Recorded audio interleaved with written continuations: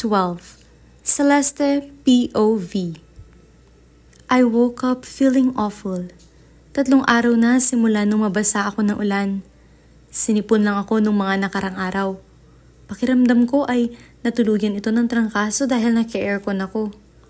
Nung binuhat ako ni Vincent ay sobrang nanghihina ako na kahit pa nagulat ng isip ko ay hindi na nag-react ang katawan ko. Ang gusto ko lang ay matulog. Walang puwang sa akin ng stress na binibigay ni Selena or kahit pa dapat akong makaramdam ng kilig dahil buhat ako ni Vincent. Nararamdaman ko na nilapag ako ni Vincent sa kama. Thank you, sabi ko at humiga ng maayos at nagkumot. I am going to turn off the aircon, sabi nito at tumayo papunta roon. Wag, sabi ko. Hayaan mo na lang na ganyan. He looked at me strangely. Papahinga ko lang to and if I don't get better, I will call Pam. Manager mo? Tumango ako. Alam ni Pam ang gagawin kapag ganito ako. Pumikit ako. Inaantok na talaga ako. And I don't? Vincent asked kaya napadilat ako. Hindi naman. It's just that si Pam ang kasama ko these past few years and aware ka naman na madalas akong magkasakit so nasanay si Pam sa anong gagawin sa akin. Pero alam ko yun. I know. Sige na, magpapahinga na ako, sabi ko. Napabuntong hininga siya. I'll be back, Vincent said, pero antok na antok ako kaya hindi na ako nakasagot. Nagising ako nang may maramdaman akong malamig na pumatong sa noo ko. Nagmulat ako ng tingin at bahagya pa akong napaatras nang makita kong si Vincent iyon. Nagpalit-palit ang tingin ko sa kanya at sa basin na nasa harapan niya. Napakainit mo pa.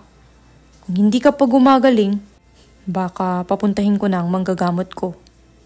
Nagtry akong umupo at sumandal sa headboard ng kama. Tatawagan ko na si Pam. Akmang hahawakan ko yung cellphone ko nang nilayo yun ni Vincent. May naisip lang ako. Ano? You said Pam knows how to deal with you kapag may sakit ka. Oo. Don't tell me na ang ginagawa mo pa ring way ng pagpapababa ng lagnat mo is the same way that you used to do nung magkasama pa tayo. Oo, ganun pa rin. Walang ganang sagot ko. So, you are saying na naliligo ka pa rin ng may sakit and that Pam is the one who's helping you with that? Oo? Baliw ka ba? Nakita ka niyang nakahubad? Well, not totally, pero I mean, she's a trans and komportable ako sa kanya, so it's kinda normal. That is not normal. Seryoso niyang sabi at halos magdikit ang kilay niya. He is still a man. Hindi niya dapat nakikita ang anumang parte ng katawan mo.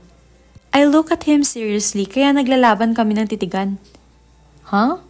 Where are you coming from? Ayos ka lang ba? Tanong ko dahil nako-confuse ako sa kanya. Masama ang pakiramdam ko at hindi ko maintindihan ang arte niya dahil kahit ayoko, I am seeing a glimpse of the old Vincent. The caring, the loving Vincent, which is really impossible because that I have in here is the cold-hearted Mr. President of the Philippines. Kalimutan mo na. Tawagan ko lang ang manggagamot ko. Sabi ni Vincent. I am fine, Vincent. Sabi ko at umayos na ng higa. Maliligo sana ako pero ang awkward kung siya ang tutulong sa akin, di ba? I closed my eyes at nakatulog na naman ako. I got better in the next few days pero nung araw lang ako inalagaan ni Vincent dahil may conference siyang ina-attendan sa ibang bansa at hindi ko alam kung kailan ang balik niya. Nasa suit ako ni Pam dahil inatake na naman ako ng fans ni Selena and Vincent. They fought with my fans and naruwan yung dapat schedule ko ngayong araw. This is getting out of hand, sabi ni Pam. Galit na galit siya dahil halos nasasaktan na ako physically ng iba sa kanila. Pam, calm down, sabi ko rito. Calm down? These stupid kids think that you stole Vincent from Selena. Pero, it's the other way around. They don't know me. Simpleng sagot ko. Because you kept quiet. You are a good person, Celeste. And mas maiintindihan ko kung kabit ka talaga pero Sumigaw siya out of frustration. I heard my sister screaming. Napalingon ako sa pumasok sa suit. Primo! Tawag ko sa kanya. Nagkatinginan kami ng ilang segundo. He is smiling at me wide and that's when I realized na miss ko na pala siya. And here is my reason for breathing. Nagulat ako nang mabilis siyang lumapit at yakapin ako. God, I miss you. Vincent P.O.V. I hope you are enjoying all the glory. Kukunin ko ang lahat sa'yo. Do your best to remember the smile of your dear wife. I'm coming for her. Nilikot ko ang kopya ng sulat na yun. The forensic already have the original one, checking if we can get a lead. Huminga ako ng malalim at napahawak ako sa noo ko. I just got back from a conference outside the country at ito ang bubungad sa akin. Vincent, pare, huwag kang matakot sa mga walang kwentang banta na ito. Fred said as he stood up. There is someone from the inside na kilala ng gumagawa nito, I said. Bakit ganyan ang tingin mo, pare? I am so mad. I am angry dahil alam na alam nito kung paano ako aatakihin. Imposibleng coincidence lahat ito, di ba? I stood up and looked at Fred.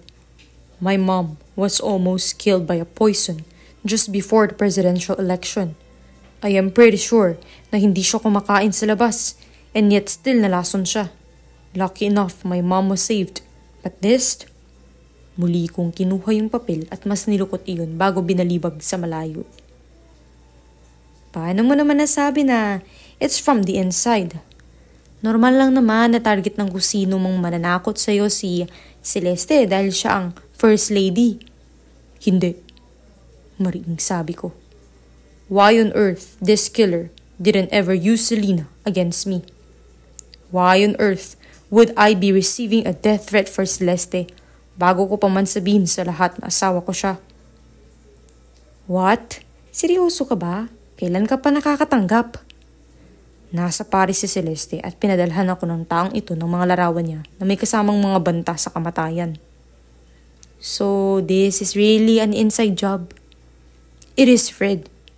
Iilan lang nakakaalam ng totoo o nakakahalata na I'm using Selena as my front act to show that she's the woman I love to protect Celeste.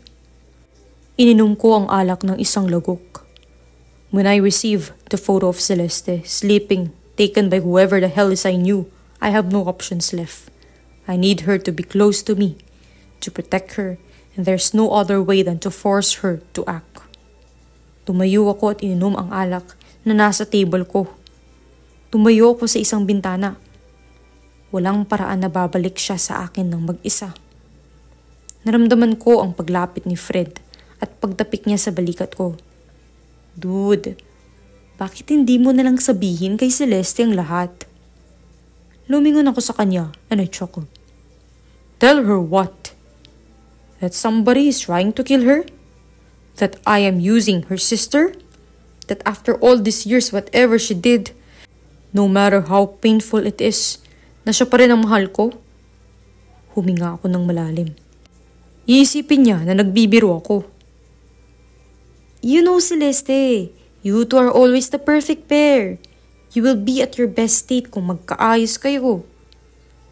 I just love her so much that if the killer will know that I will annul our marriage, then maybe he or she won't come after Celeste. Ininom ko yung natitirang alak.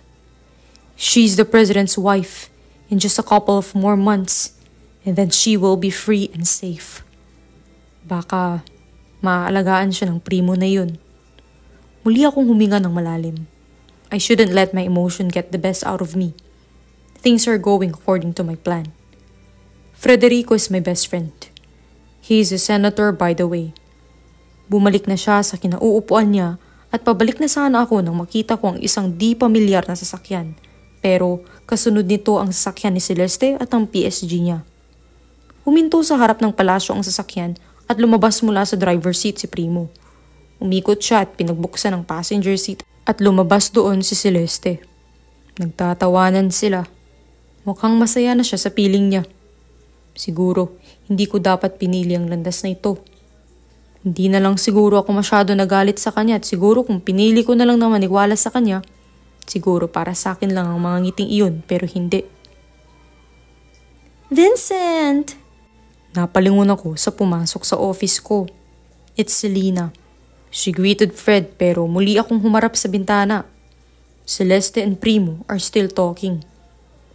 Lumapit sa akin si Selena. Isinandal niya ang ulo niya sa balikat ko. I also wanna vocally apologize to her. I am not sure if she can feel that I'm using her when all she has done was just to be with me, even in my darkest days. They look good, sabi ni Selena. Nakatingin siya ngayon kina Primo at Celeste. I think in love si Celeste sa kanya. Napalingon ako sa kanya. Paano mo nasabi? Tiningnan niya ako ng diretso sa mata. Kasi ganyan ang tingin ko sa'yo. Ngumiti siya. Sinubukan ko ding ngumiti. At dahil ganyan pa rin ang tingin mo sa kanya. Mel, kinagat niya ang kanyang labi. But it doesn't matter. You guys are long done. I hope you understand now kung saan at sino ang mas makakabuti para kay Celeste. And you should know by now how efficient I am. So just continue choose me and I'll just continue loving you. Ngumiti siya sa akin. I love you, Vincent. I really do. Tumango siya bago umalis. I heave a heavy sigh at muling bumalik ng tingin sa labas. Napatingin ako sa asawa ko. Ganito ba dapat talaga kami? Hanggang kailan kaya tayong lahat magpapanggap? Kailangan kong makasigurado na magiging ligtas si Celeste at sisiguraduhin kong mahuhuli ko kung sino man ang humahabol sa akin. Hide, devil, 'cause I am coming. Sino kaya itong gustong pumatay kay Celeste? Malalaman kaya ang dahilan kung bakit pinatira siya ni Vincent sa palasyo? Ano kaya ang mararamdaman niya pag nalaman niyang pinoprotektahan lang siya nito? Abangan sa susunod na kabanata.